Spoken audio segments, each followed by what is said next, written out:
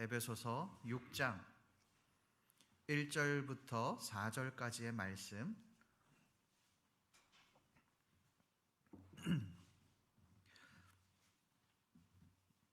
저와 여러분들이 함께 교독하시겠습니다. 자녀들아, 주 안에서 너희 부모에게 순종하라. 이것이 옳으니라.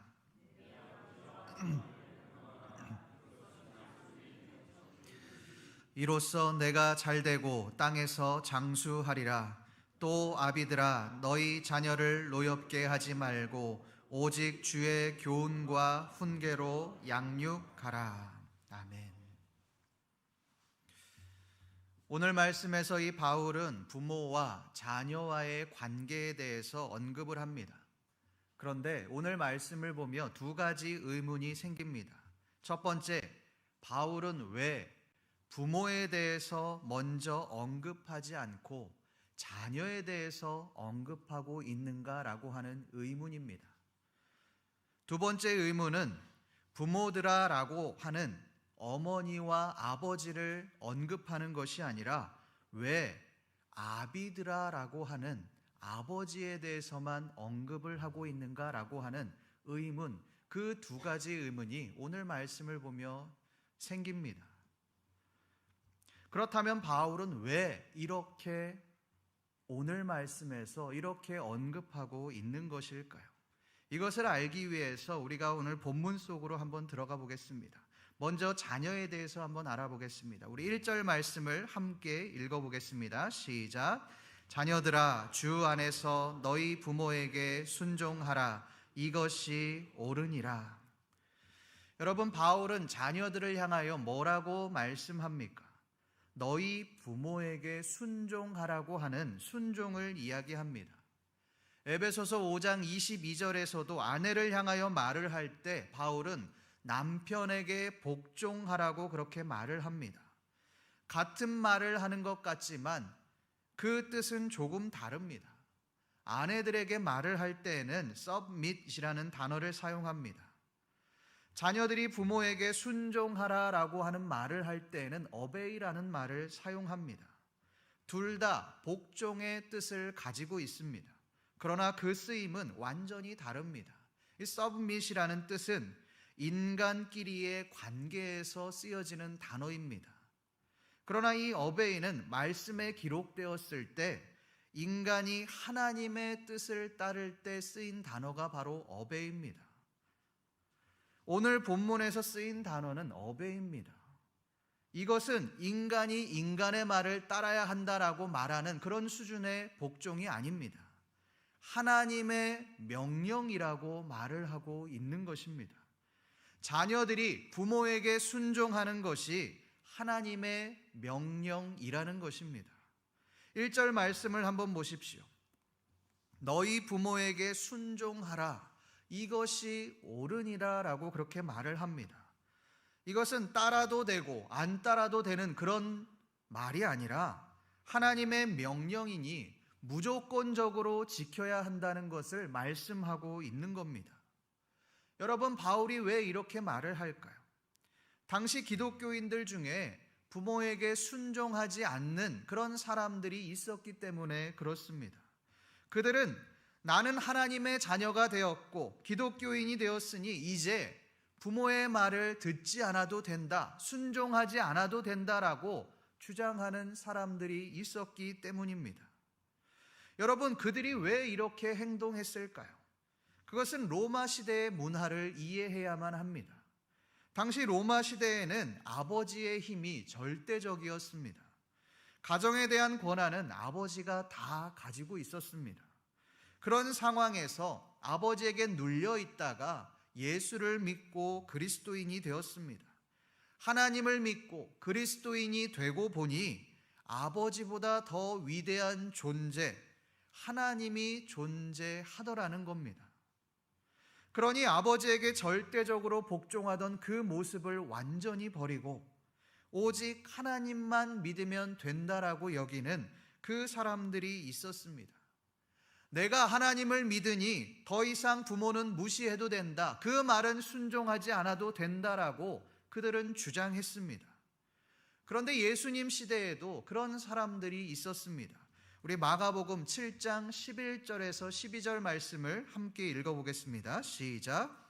너희는 이르되 아버지에게나 어머니에게나 말하기를 내가 드려 유익하게 할 것이 고르반 곧 하나님께 드림이 되었다고 하기만 하면 그만이라 하고 자기 아버지나 어머니에게 다시 아무것도 하여 드리기를 허락하지 아니하며.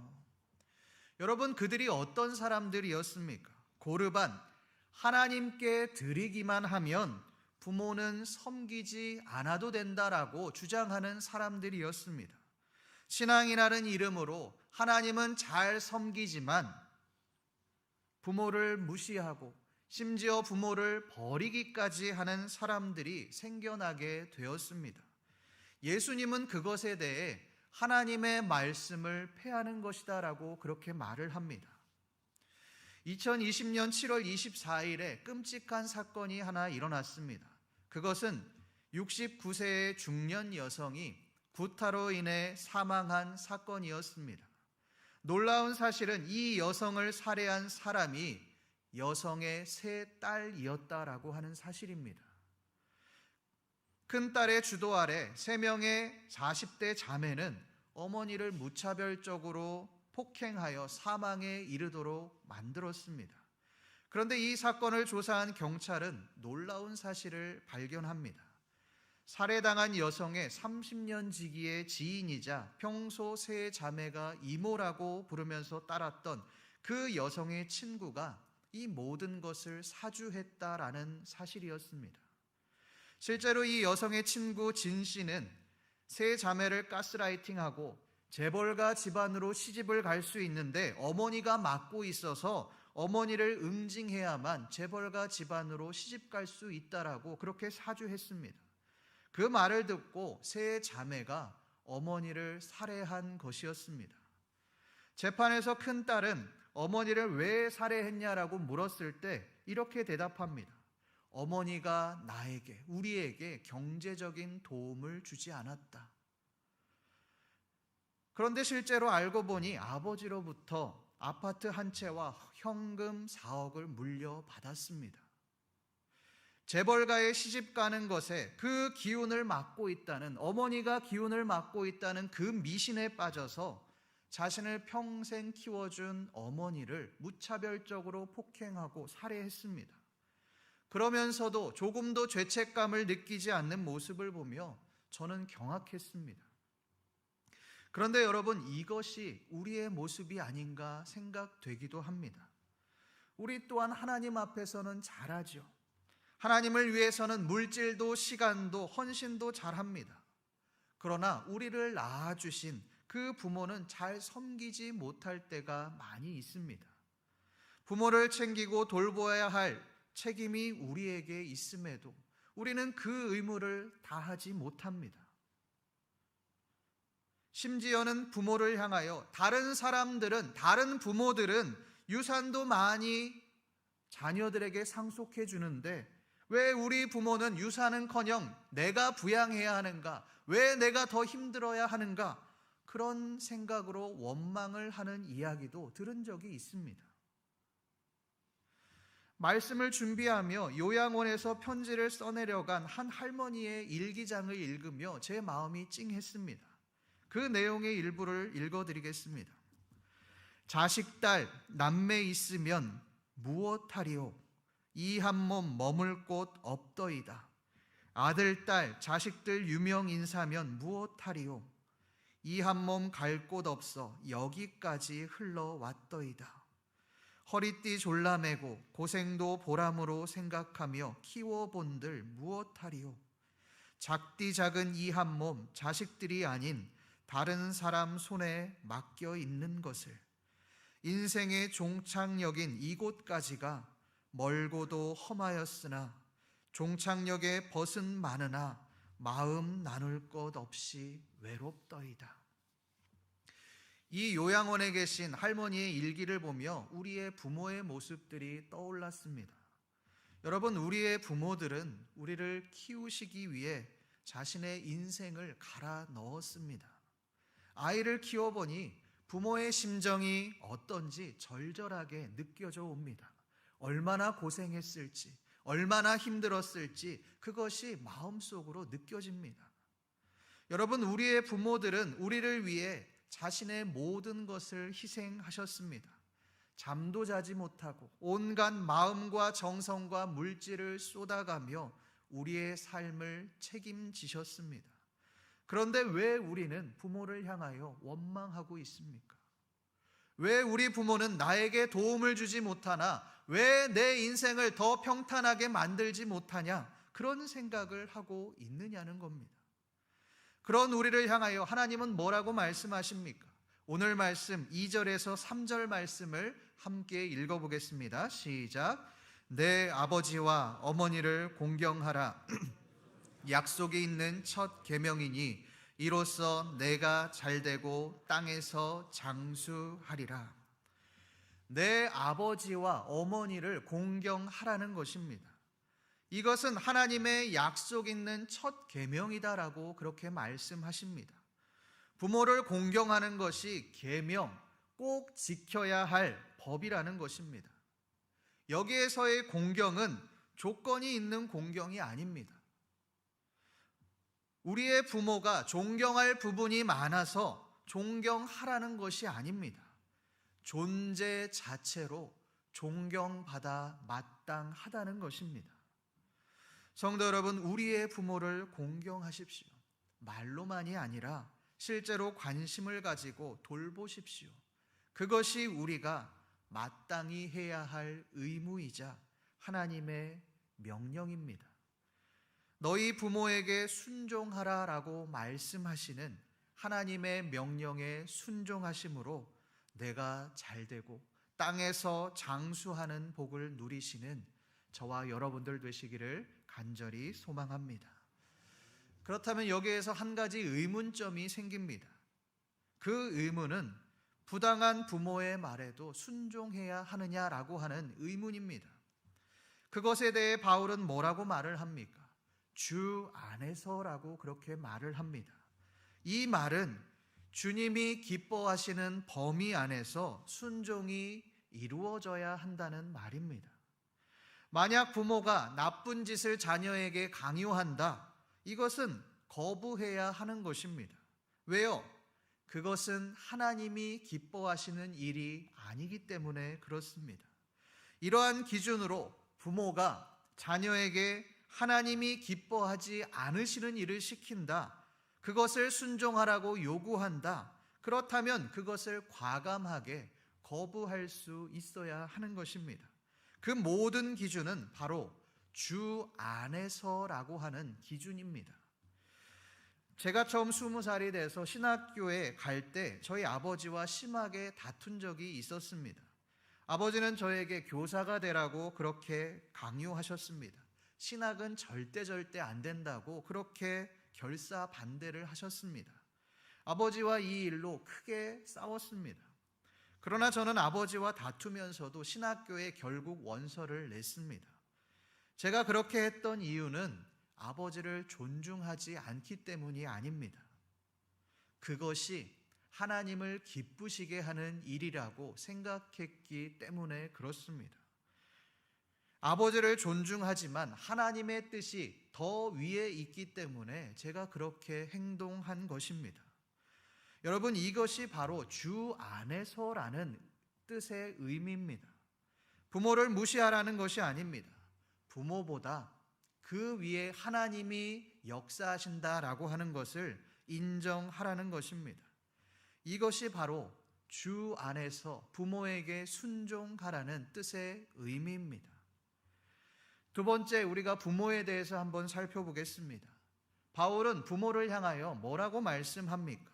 우리 4절 말씀을 함께 읽어보겠습니다. 시작. 또 아비들아 노엽게 하지 말고 오직 주의 교훈과 훈계로 양육하라. 또 아비들아 너희 자녀를 노엽게 하지 말고. 여러분, 앞서 이야기한 것처럼 자녀들아 라고 했다면 그 후에는 부모들아 라고 말하는 것이 구조적으로 맞습니다. 그런데 바울은 부모들아라고 말을 하지 않고 아비들아라고 하는 아버지에게만 편지를 하고 있습니다. 그 권면을 하고 있습니다.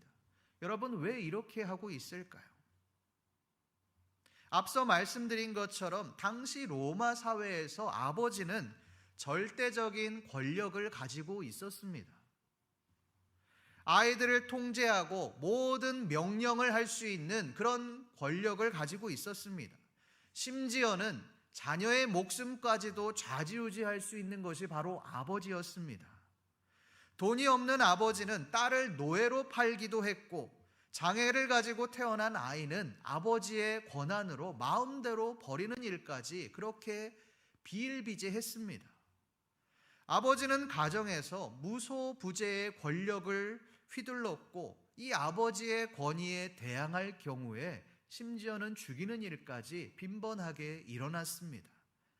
여러분, 이런 상황에서 아비들아, 너희 자녀를 노엽게 하지 말고 라는 말은 에베소 사람들에게 엄청난 충격이었을 겁니다. 가장이 가진 그 권위를 포기하라는 말로 들렸을 겁니다. 왜요? 자녀는 아버지에게 화가 나도 대들면 안 되고 무조건 그 아버지의 말에 복종해야 하는 존재였기 때문에 그렇습니다. 에베소 교인들 또한 그랬을 겁니다. 그리스도인이 되고 구원을 받았지만 여전히 가정 안에서는 왕으로 군림했습니다. 자녀들을 자신이 가진 힘으로 짓누르고 또 복종을 강요했습니다.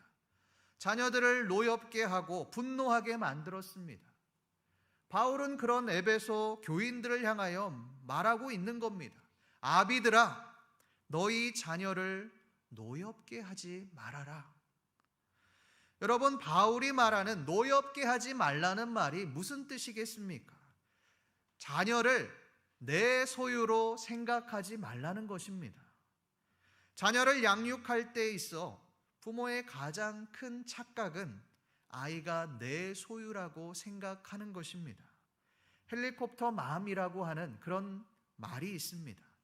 자녀의 일에 지나치게 간섭하며 자녀를 과잉 보호하는 엄마를 가리키는 말입니다. 특히 교육과 관련된 문제에 지나치게 관여하는 그 엄마를 헬리콥터 맘이라고 그렇게 말을 합니다. 헬리콥터가 제자리에 빙빙빙빙 돌면서 그렇게 주위를 도는 것처럼 엄마가 자녀 주위를 빙빙 돌면서 자녀를 과잉 보호하는 것을 일컬어 하는 말입니다. 헬리콥터 맘들은 아이들이 무엇을 원하는지에 대해서 관심이 없습니다. 오직 자녀를 내가 원하는 사람으로 만들어야 하는 겁니다. 의사로, 변호사로, 판사로 키워야만 하는 겁니다. 그러기 위해서 돈을 쏟아붓고 아이의 스케줄 일거수일투족을 감시합니다. 아이는 부모가 시키는 대로 그대로 무조건 따라야만 합니다. 그러다가 아이가 부모의 기대에 미치지 못하면 구박을 하고 또 스트레스를 엄청나게 주는 겁니다. 그러니 아이들이 부모의 압박을 견디지 못하고 심지어는 생을 마감하는 그런 사람들까지, 아이들까지 생기게 되는 것입니다. 여러분, 이것은 아이가 성인이 되어서도 동일하게 이어지는 경우들이 있습니다. 얼마 전 한 대학교 전광판에 이런 문구가 적혀서 화제가 되었습니다. 그 문구는 학사 관련 문의는 학부모님이 아닌 본인이 직접 해주세요라고 하는 문구였습니다. 그 밑에는 이렇게 쓰여 있습니다. 자기의 일은 스스로 하자. 스스로의 힘을 믿습니다. 여러분, 이 일은 초등학교에서 일어난 일이 아닙니다. 대학교에서 일어난 일입니다. 성인이 된 우리의 자녀들의 이야기입니다. 아이 성적에 불만을 가진 학부모들이 얼마나 전화를 했으면 교학실에서 이런 문구를 작성했겠습니까? 얼마 전 군대 관련 기사를 보는데 이런 내용이 있었습니다. 군에 보낸 부모들이 군대에 전화를 너무 해서 힘들다는 겁니다. 자녀가 훈련이 힘들다고 엄마에게 전화를 해서 이 엄마가 군대에서 내 아들을 빼달라, 보직을 변경해달라 이렇게 요구해서 상관들이 너무너무 힘들다는 그런 기사를 보았습니다. 여러분, 성적에 의의가 있으면 당사자가 컴플레인을 해서 수정해야죠. 군대에서 몸이 아프면 자신이 직접 의무실에 가서 보고를 해야죠. 여러분, 군대는 원래 힘든 겁니다. 그 힘든 걸 이겨내라고 군대에 가는 건데 왜 부모가 그것을 통제하고 보호하는 겁니까? 우리도 마찬가지입니다. 우리 아이만 최고가 아닙니다. 저는 다른 분들이 저희 아이들을 보며 너무너무 예쁘다라고 이야기하면서 연예인 해도 될 것 같아요. 간혹 이런 말을 하시는 분들이 계십니다. 그렇게 이야기할 때마다 저는 이렇게 대답합니다. 아니요. 제 눈에는 너무 예뻐 보이지만 그 정도는 아닙니다. 엄청나게 예쁘진 않아요. 이렇게 대답합니다. 한 번은 제 친구가 그 이야기를 듣고 너무 그렇게 자녀에게 이야기하지 말라라고 이야기를 했습니다. 그런데 여러분, 우리 아이만 특별한 존재가 아닙니다. 물론 우리의 눈으로 보면 우리의 아이가 최고처럼 보이겠죠. 우리 아이가 가장 뛰어난 것처럼 보이겠죠. 그러나 우리의 자녀들 또한 다른 아이들과 똑같은 사회의 일원일 뿐입니다. 왜 우리의 생각으로 아이의 독립심을 꺾습니까? 왜 아이들을 조정하려고 하십니까? 우리의 자녀는 우리의 것이 아닙니다. 하나님의 것임을 기억하십시오. 우리는 그저 하나님이 이 세상에 잠시 맡겨놓은 청지기임을 기억하며 그 아이를 존중하고 사랑해 주십시오. 그때 우리의 자녀는 건강하게 자랄 것입니다. 그렇다면 청지기인 우리는 아이들을 어떻게 양육해야 하겠습니까? 우리 4절 하반절 말씀을 함께 읽어보겠습니다. 시작. 오직 주의 교훈과 훈계로 양육하라. 오직 주의 교훈과 훈계로 양육하라 라고 그렇게 말을 합니다. 여러분, 교훈과 훈계 앞에 붙어 있는 그 수식어를 보십시오. 주의라고 하는 수식어가 붙어 있습니다. 주의 교훈과 주의 훈계입니다. 바울은 왜 주의라고 하는 수식어를 사용하고 있을까요? 세상의 방식대로 아이들을 양육하지 말라는 것입니다. 여러분, 세상의 방식이 무엇입니까? 물질적인 성공주의입니다. 공부를 잘해서 좋은 대학에 가야지만 좋은 스펙을 가지고 좋은 직장에 취업할 수 있고 또 그 이후의 삶이 보장된다라고 여기는 그런 태도입니다. 여러분, 이것은 믿는 부모들에게도 그대로 적용됩니다. 아이가 좋은 대학에 가기 위해서 자신의 모든 것들을 쏟아붓습니다. 심지어는 주의를 빠지고 학원에 보내는 경우들도 허다합니다. 시험 기간이 되면 당연히 예배에 빠지고 보충을 가야 한다는 생각을 가지고 아이들을 학원에 보냅니다. 그러면 여러분, 아이들에게 무엇이 심겨지겠습니까? 좋은 대학에 가는 것이 하나님보다 더 중요한 겁니다. 부모 입장에서는 지금 공부하고 또 좋은 대학에 들어가서 그때 제대로 신앙생활을 하면 된다라고 그렇게 생각하며 아이들을 보충해 보냈겠죠. 예배에 빠지도록 했겠죠. 그러나 한번 떠나버린 신앙은 돌아오기가 너무나도 어렵습니다. 우리의 아이들의 신앙이 떠나기 전에 우선순위를 제대로 살펴주십시오. 그것이 우리의 진정한 부모의 역할입니다. 오늘 말씀을 한번 정리해 보겠습니다. 오늘 말씀을 한번 자세히 보십시오. 바울은 자녀에게 주 안에서 순종하라라고 그렇게 말을 합니다. 부모에게도 주의 교훈과 훈계로 양육하라고 말을 합니다. 여러분, 세상적인 기준이 아닙니다. 하나님의 기준입니다. 하나님의 기준으로 부모에게 순종하고 하나님의 기준으로 아이들을 양육하라는 것입니다. 하나님이 기뻐하시는 방법으로 우리의 부모와 우리의 자녀들을 대하라고 하는 것입니다. 이것이 오늘 말씀의 핵심입니다.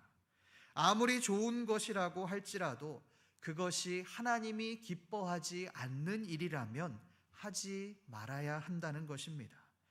그것이 우리가 자녀로서, 부모로서 마땅히 해야 할 의무이자 명령입니다. 오늘 말씀처럼 주 안에서 순종하고 주의 교훈과 훈계로 양육하심으로 하나님이 기뻐하시는 삶을 살아가시는 신림교회 모든 성도님들 되시기를 간절히 소망합니다.